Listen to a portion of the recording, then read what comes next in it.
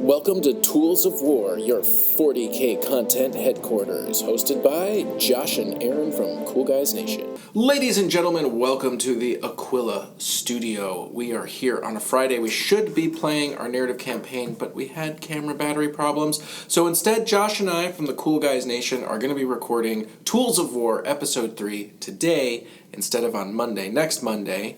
So here we are. How are you? I'm good. How are you? I'm very good. It's very exciting. Wish that we were playing 40K. Yeah, but it's fun doing the podcast too. I do. I like the podcast a lot. Because we get to kind of let our brains roll out of our heads. And that's true. And look at this janky wire that we have to use. Yeah, it's really janky. This wire says auxiliary power only. Apparently, my old school mini USB cable is missing, so I had to grab some weird one from a camera. But anyways, it's working. That's the important thing. If you can hear us, it's working. If you want to see our podcast setup, you can go ahead and join Patreon because we are doing some behind-the-scene videos on Patreon. Otherwise, if you are listening to this on YouTube, please subscribe to the iTunes feed. That would make us feel really good. YouTube is fine, but there's something about having multiple platforms that just say hi to us. Say hi. Say nice things. Leave a review. Yeah. Unless it's a bad review, then don't do that. Whatever you want to do. We're all about self-determination here. Self-determination. What do we got on the list today? Well, we've got the intro. Did we do that part? I think we did the intro. I think the intro has been done. All right. So the next thing we wanted to talk about is what occurred recently. What occurred recently? The Snowpocalypse, yes. The Midwest, Ohio, Detroit, Michigan. We all got covered in lots and lots of snow. And it stopped us from playing some games. I was alone in the studio. I had to go to the studio. I had no choice because I had to get to work that day as well. You got some work done, though. I did get some work done. It's very pretty here. Wound up nobody else in the office. It was hilarious. I was all lonely and sad all day at work and in the studio. So I worked on my custode bikers. They look beautiful. Which we will talk about later on. Yeah. And then you joined us in the studio later. Mm-hmm. We ended up playing some games. We did. Some Resident Evil card game. We played Resident Evil card game. And I, most importantly, I think I spent 12 hours cleaning the studio and reorganizing. Yeah. Yeah. We also primed some stuff. That's true. We primed. So you primed your custom custodes. My sisters. And your sisters. And my giant robot. And your giant robot. That's true. You primed a lot of things. I did. You know what I primed? What? Nothing. Good job. But you know what happened? But you broke my spray primer. I did not break it. It was defective. Defective. Have you ever seen spray primer do that? Yeah. Oh. At least twice. Well, were they both GW? No. Okay, then. Fine. I mean, I've seen spray paint do that, where they had something, like a little fleck of paint gets clogged somewhere and it doesn't spray out properly and it drips all over the place. Yeah. Yeah. It was sad. It was very sad. All right. Well, we're going to saunter on into the next thing on our list of things to talk about, and that's the... What? Trick shots. Trick shots, that's right. There's a new video. For those of you who have seen it, I did a homage video to You Suck at Cooking called You Suck at Painting. We did some of the same sort of funny camera scenes, but instead of with cooking, with 40K modeling. I'm going to keep doing videos like this, okay? Taking other ideas and doing an homage or parody, but related to miniature wargaming. The next one is I'm obsessed with Dude Perfect. Dude Perfect has like 20, 100, million subscribers, and they do all sorts of crazy trick shots, like way different than the trick shots that you remember from like 1994 where they were bouncing basketballs off walls and, putting it into hoops. They do trick shots with anything that you can think of, from Nerf guns to fidget spinners. Yeah, that was the last one I saw, is the fidget spinner one. Yeah, just all sorts of stuff. So we are doing a trick shot video for Cool Guys Nation. It's going to be trick shots that you can do in your hobby zone and in your game store. Sean of the Cool Guys Nation has already sent me his trick shot video, and I will post a 5-second clip of his trick shot on the Patreon page for our Patreon members, so you can check that out if you want early access to that. Miranda, Wargamer Girl, is participating in the trick shot video. Of course, Josh, Grognard Games, has opened their doors to me. I'm going to be staying late there a couple of days, and hopefully we'll get some volunteers to work on the trick shot video. And when it's all said and done, hopefully we'll have 3 to 4 minutes of awesomeness. Of awesome trick shots that you can do in a game store. So if you have any ideas on what we should do, something with dice, remember, something doable, okay? So not painting a model while falling from the Sears Tower. Although that would be pretty cool. That would be pretty cool. I don't know how much you'd get done. But, like, I'm not going to do that. Yeah. If you have any ideas, go ahead and shoot them over to us on Facebook. What's the Sears Tower? You mean, I'm sorry, Willis Tower. Do you know that the Hancock building is not the Hancock building anymore? I know. Yeah. I know. It's now what? It's just the like address. 587 or something. It's just the address. Yeah, it's weird. Why do they think that after 20 years, 30 years of these buildings having a name that they could be, oh, I changed it. Yeah. No, it's not that anymore. Yeah, I don't know. It's like they had a lease on the name, which is weird, and the lease ran out. Well, the Sears Tower did. They got bought. Yeah, but no. It's not even that cool. We're now getting into an architecture podcast. Yeah. The company that they rented the floors to, as part of the condition of that rent, wanted to name the entire building. And they rented so many floors, way less than half the floors, but it was such a big contract. They're like, okay. I don't know what's going on with John Hancock, though. Something else is going on with that. Yeah. Well, it doesn't matter because this is a 40K gaming podcast. Although there used to be, we talked about it last time, there used to be a GW store in the John Hancock That's true. building, we brought it back. We brought it back. Bring it full circle. I wanted to talk about some of the new stuff that G-Dubs is... Well, not just G-Dubs, but new stuff in general is coming out. Something I wanted to kind of get some feedback from our listeners, viewers, all that sort of thing, is about Shadespire, which is actually Warhammer Underworld's Shadespire. It's Warhammer Underworld. It's not Shadespire. We have the original Shadespire. Do we? Mm-hmm. We have the box. I didn't know that. Well, all right. So we have the main box, but there are 2 new teams that are coming out. Teams. I don't know what to call them. Teams, dudes, armies. I don't know. Is that the Naked Dwarves? Naked Dwarves and Rat Faces. I love the Naked Dwarves. Oh my god, I do not love the Naked Dwarves. Why not? They're so funny. They're all hairy and naked. The least scary thing to me is someone that has like bright orange hair and no clothing on. But the worst part of them to me is that I revised that. That is pretty terrifying. is that they're wearing loincloths. That makes me really mad. Yeah. Like, just make him naked. Just make him naked. Just give me some butts. I want to paint some butts. Well, you know what? You got the Glocken up there. You can I do have the nice Glocken. Butt anytime you want.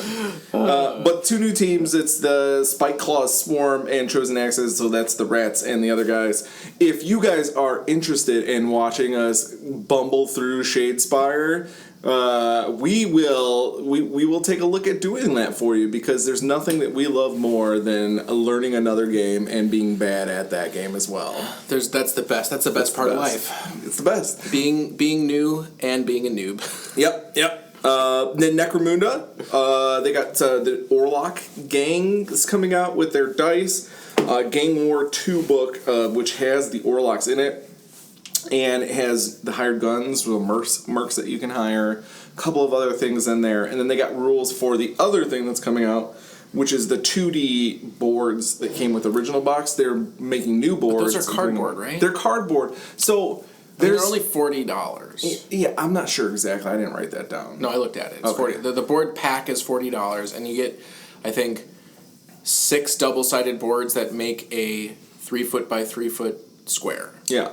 Well, here's the thing. You can play Necromunda 2 ways. You can play 2D, you can play it 3D. Who wants to play 2D? So that's where I was, and then my buddy Steve, who's hardcore Necromunda, has all the gangs still in metal, has everything you can get, has hardcore played this game forever. He's like, I love the 2D version. Why? He says that there's a lot of different tactics in it because of the way that the game plays. You don't have to worry about up and down, but you can do bottlenecks and all kinds of really cool stuff that you can't do in the regular game. But the board looks so stupid. I don't think so. I think they look cool. Like a little...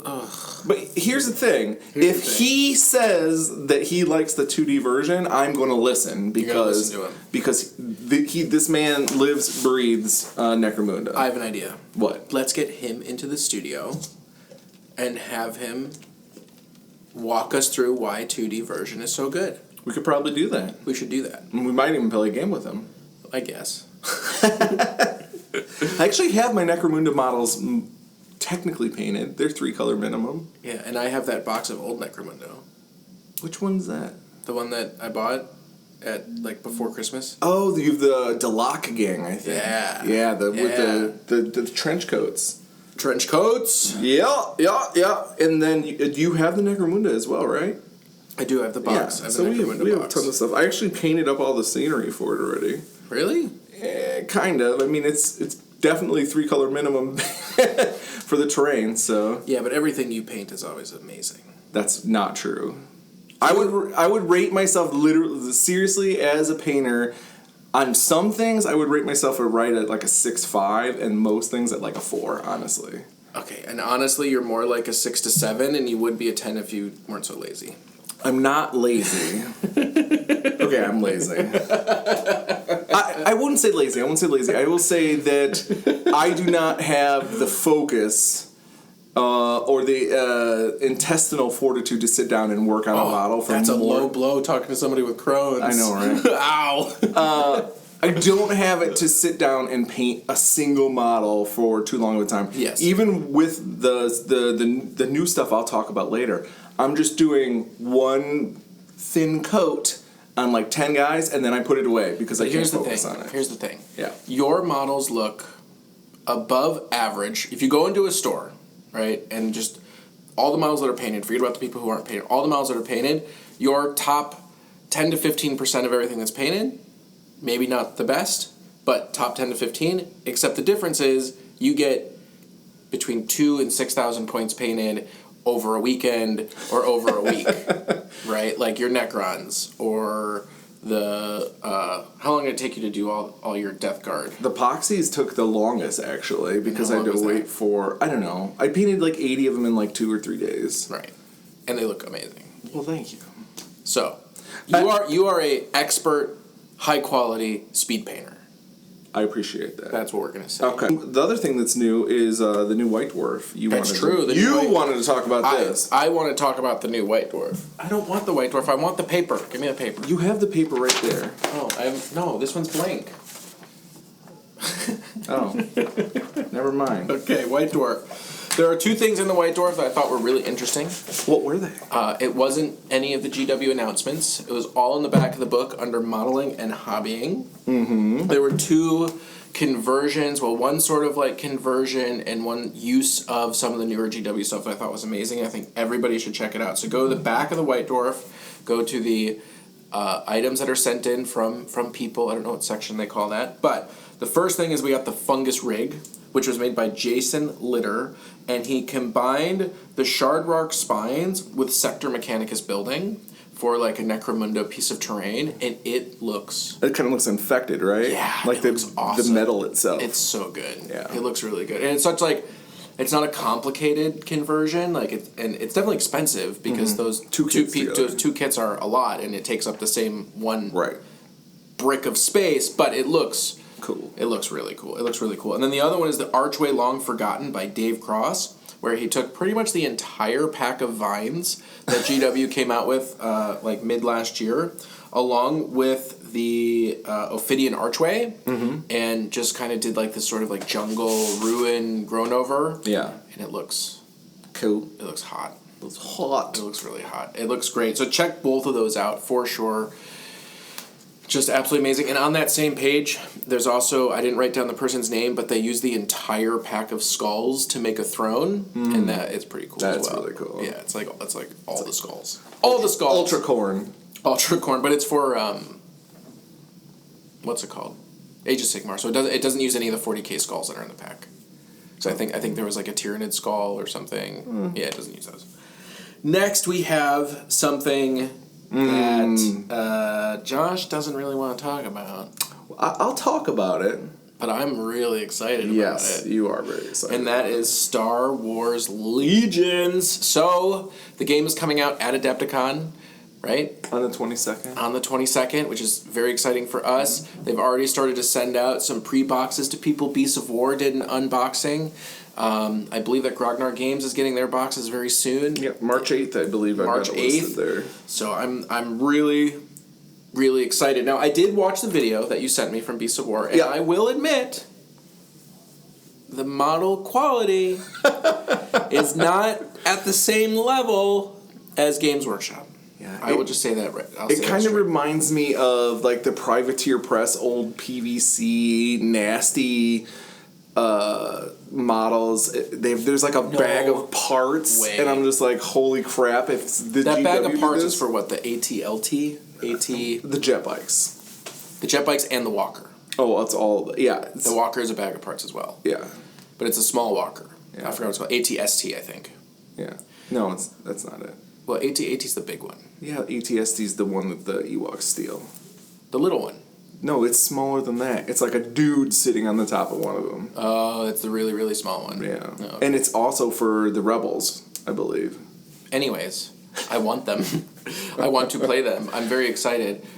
I think it's going to be great. You can have... If the starter box comes with 2, you can just have the Rebels. I don't care about that. You don't want to play the Rebels? I don't care about that. I want my Stormtroopers. Maybe I can use them as Catachans. You know what I think would be really funny? I think I might paint the Stormtroopers in the same scheme as your Necrons. Rusted Stormtroopers. Oh, all right. You should do them all digital camo. Oh my gosh. Actually, I have a digital camo airbrush template. Stencil, yeah. But I think it would be way too big for it's these way guys. too big. Yeah, it's like... So here's the reason I'm not excited about Because this. you're a loser? No, it's because there's a few things. One is that you're going to paint Stormtroopers, and there's going to be a lot of Stormtroopers, and they're all the same color. They're all white. How is that different than your entire Death Guard army, which is all yellow? But they're not. And how is that different than your Necron army, which is all rust? And how is that different than your Tau army that I'm looking at right now, that is all what color, sir? White. But it has variation in it. You can do variation on your Stormtroopers. You can paint variation on them. If I want to see a Stormtrooper, it's going to be a clean... So play the Rebels. Yeah. Well, they have coats and camo, and they're just stupid. You know they're stupid. Yeah. You know the Rebels are stupid. Everybody wants Luke Skywalker to win, but everybody wants to be a Stormtrooper. We all know that. I don't know what... There's just something about that I'm not excited for. I don't know. We'll see. We'll give it a try for sure. I'll be honest with you. Yeah. I was hoping that it would be more like XWing. Yeah. Where the models would be assembled, basic... They have that game already, I don't want to talk about that game. They have both games out at the same time. They're slightly different scale, but one's, I think, pre-painted, one's not. Why are they doing that? Because they can make more money. You think they're trying to directly attack the Games Workshop community? I don't think they're attacking anything. They have been gobbling up this space for a long time. No, but why would they come out with a second game with models that you have to build and paint if it wasn't to specifically go after the people who are playing 40K and other games like that? Because there is a division between the people who play X-Wing who buy models and use them as is or do slight modifications to them, and the people who play 40K. There's very few crossovers, at least in our gaming store, and the people that I've talked to in the Facebook communities that I see. There was a whole period where I was really enjoying the X-Wing customizers, the growth on Facebook, because you would see something like, you can wash a model, and it was this big thing, and then it would flood through all of the pages, somebody using a wash, and you're as a 40K player, wait a minute, you've been washing models for 20 years, what, you just figured out this wash thing? So there's definitely a split between the two communities, and this seems like an attempt to say, hey, Aaron from Cool Guys Nation, why don't you fill one of your cabinets with our miniatures instead of GW miniatures? Yeah. Yeah, I mean, I'm going to need to see how it plays, and I'm willing to give it a go. We can get our two basic dudes painted up. I might make you build them, though, because it looked like hell on wheels. I'll build them. Okay, don't build them wrong. I'll build them however I want to build them. Okay. Well, I don't know if there's options. No, there's not, but a couple of the models are separate. No, I hate that. Why? Because it makes it harder for you to break the system? No. Here's the problem with that is that Tell me the problem. I actually have to convert rather than just switch out different options. Convert? So, for instance, the two jet bike guys, Yeah. the two speeder bikes. Sure. One guy is holding like this, looking straight ahead. Nobody can see what you're doing. Okay. I'm facing straight ahead with my hands on a fake bicycle thing. Yeah. Okay. And then the other one's like looking back with a gun. That's it. Those are the only two versions of that model. So you're saying if you ran a squad of 5 of them, then you would have, or 6 of them, you'd have 3 that were looking back and 2 that were looking And I don't forward. know if you can run a unit of 6. Yeah, I don't know. So, I mean, we'll have to see how it works out. I don't like that there's I'm not super excited about this game, but but in that way, it has a chance to really grab me if there's something really cool and unique about it. If I enjoy the gameplay, that's more important than the other stuff to me.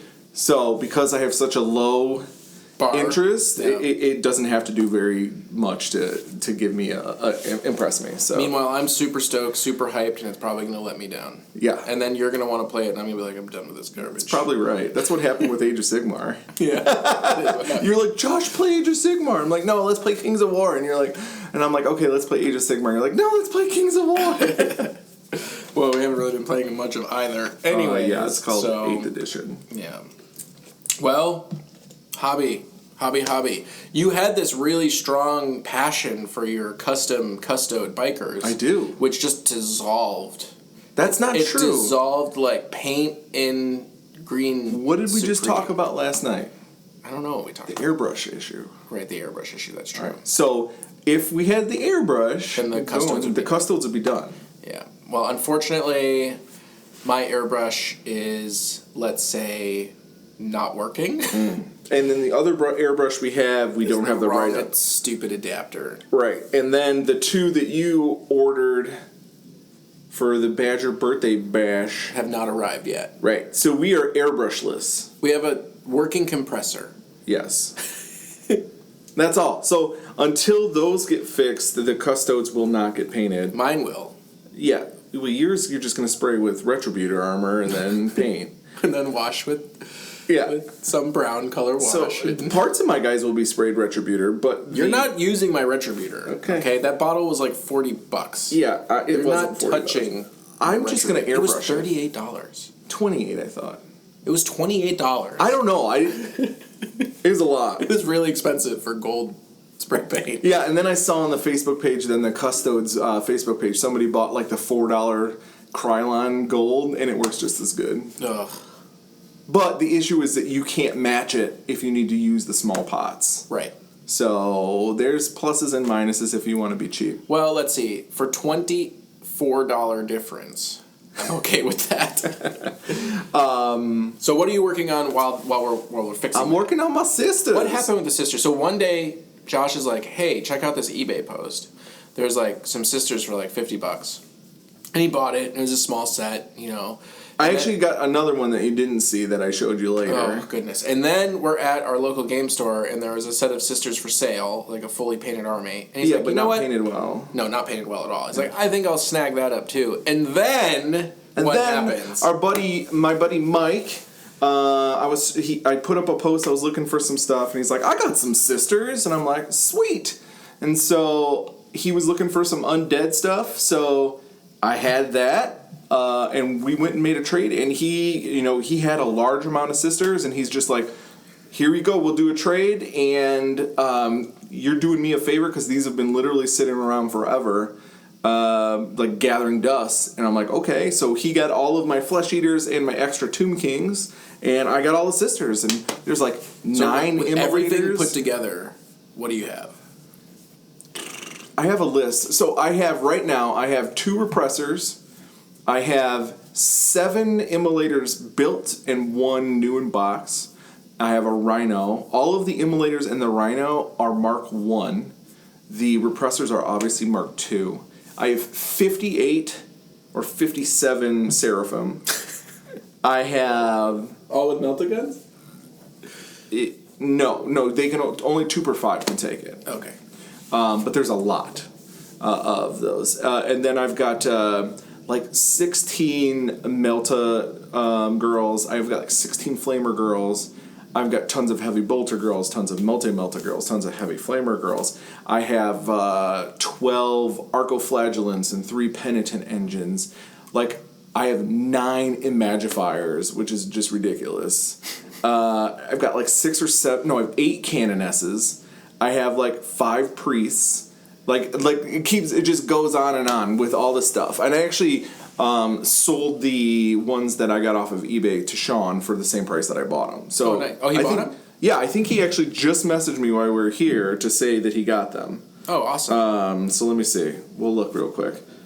I got them. Thanks. Awesome, Sean. Sweet. You got your sisters. So I have less sisters just because I didn't imagine going from, hey, sisters are cool, this is a good deal on eBay, to, hey, I have a giant 7,000 point army in like 2 days. It's funny how that works. And then I gave you the new Celestine. Yes, and the old Celestine was converted in that lot, and I repainted it. Yeah.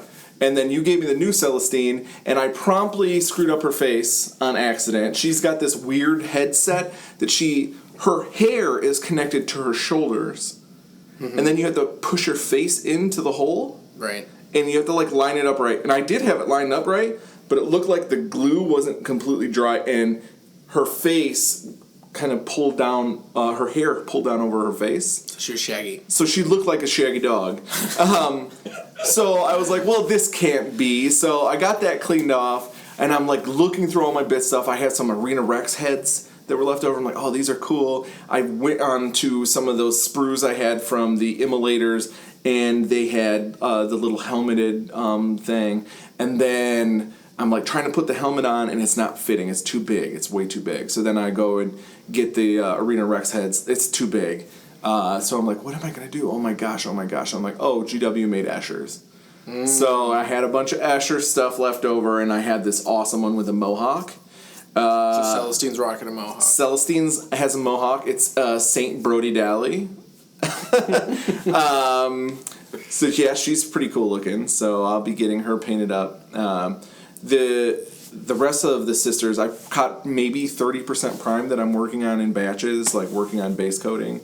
But that's something I can like do at home after my baby goes to sleep. I've got a few minutes, during like my lunch break or something. I'll just do one thin coat on like 10 dudes. Let's let it dry. You did do a really awesome how to strip metal models video, which recently went up. So if you're interested in how to strip metal models, check that out. It's a great video. What's the product called? It's like Castrol Super Clean. Castrol Super Clean. It's purple. Yeah. It's like green stuff, but purple. Or not green stuff. Simple green. Simple green. Yeah. Yeah. This stuff is like a little bit more hardcore, and it cleaned really good. Now she had Celestine had plastic wings, and they went through and came out fine.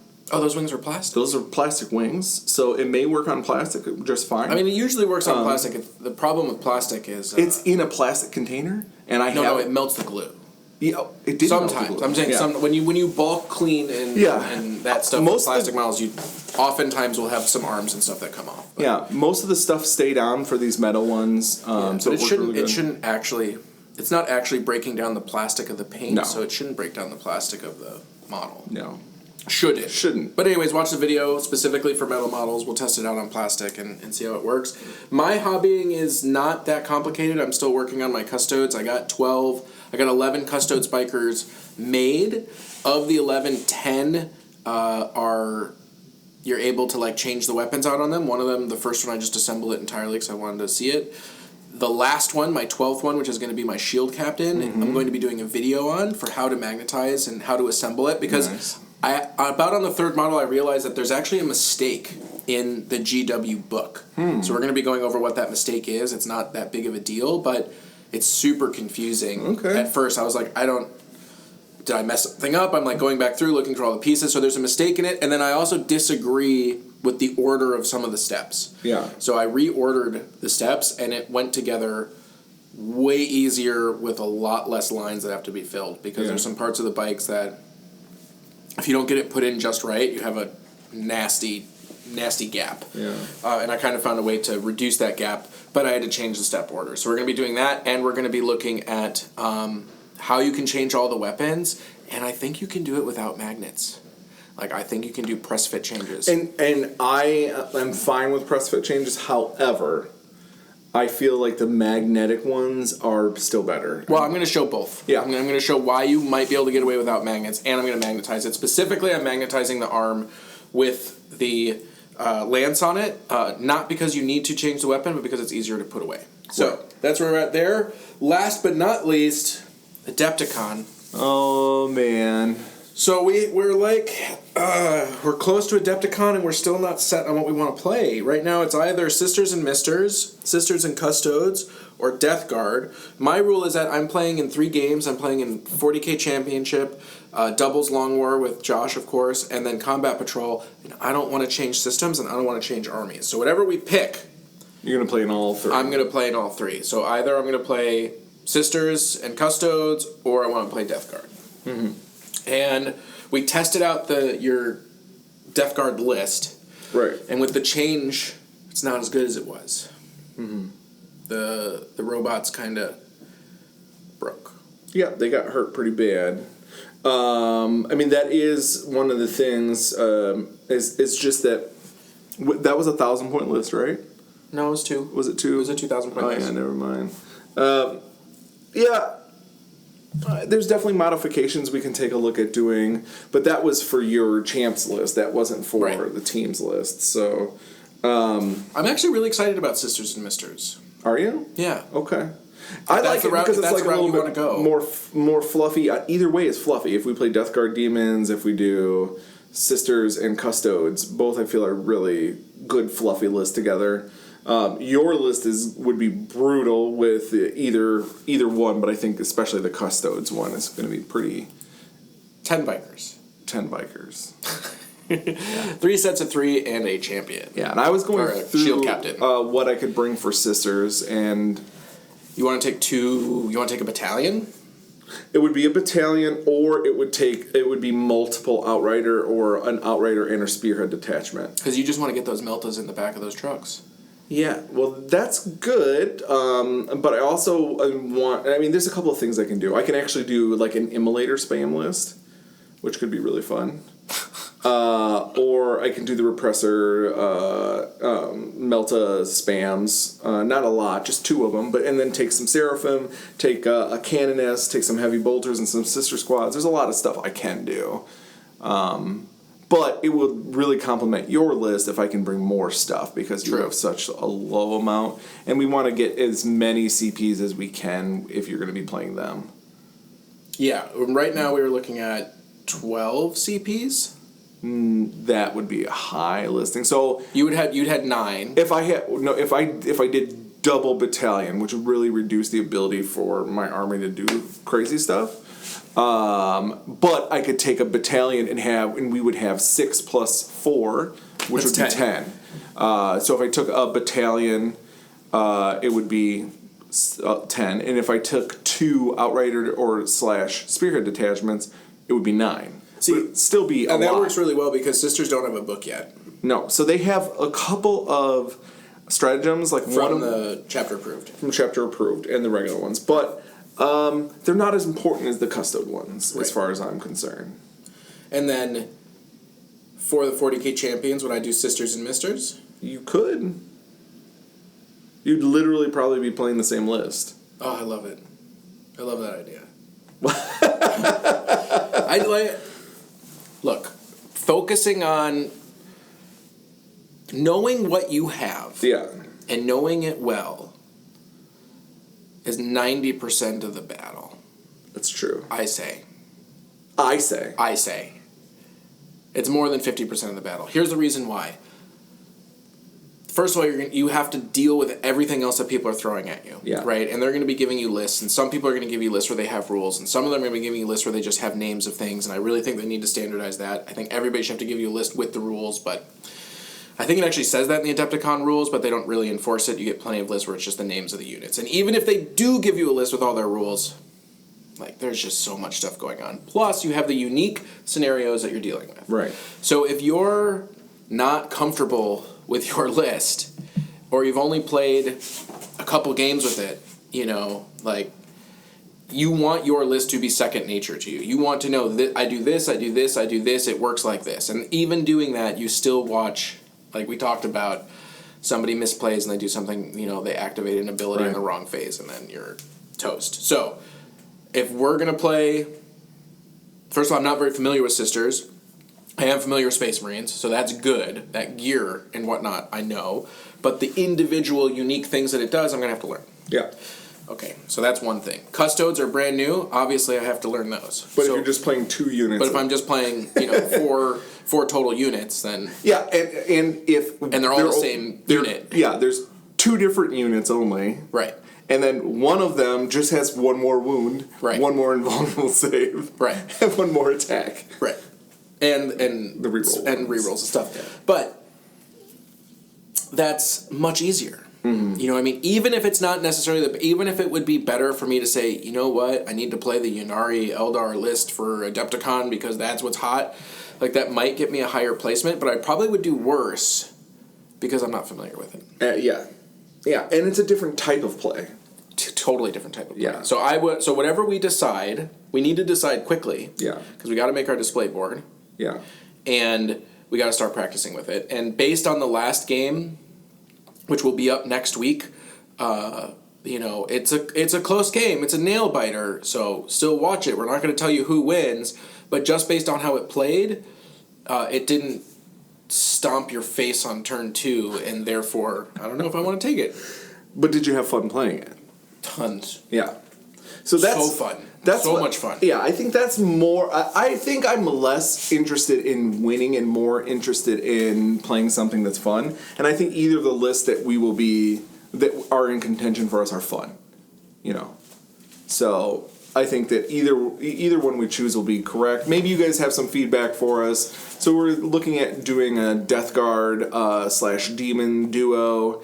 So Aaron would be taking a Demon Prince and 5 flesh. Was it 5 or 6? I can't remember. Well, that one it was 6, but one of them had the flamer, and we were going to drop that one. Okay. Either way, tons of the bloat drones with cool stuff. And was it Decimator engines? No. I was going to be taking blobs of some stuff for demons, so I would take blobs of infantry and just holding objectives on the board and getting CPs. Oh, okay. Gotcha. Yeah.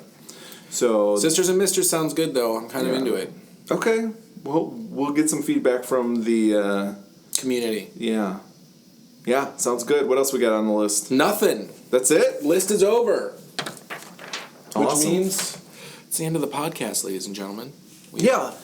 I think this went well. Please give us some feedback if you would like us to cover any specific topics. If you have any feedback about what we can do to make the podcast better. Absolutely. Also, if you've got some feedback about what kind of lists you'd like to see us run at Adepticon. We are not looking for total kick butt lists. Maybe Aaron is. Aaron is for the champs, but for the team, I just want to have a lot of fun. Yeah, for team, we're going to have fun. So until next time, this has been Aaron and Josh from Tools of War. Remember to like and subscribe. If you're watching this on YouTube, please check us out on iTunes. We're really trying to grow our iTunes. That would be a huge help. Otherwise, share it with your friends, share it with your family, so long as your friends and family like Warhammer 40K. And check out our Patreon, of course. You can get early access to our battle reports, plus monthly giveaways and a whole bunch of other things. And if you really, really, really want to be on our podcast, there's a way to do that at our Patreon. So until next time, this is Aaron. And Josh. From the Cool Guys Nation. We'll see you on the table.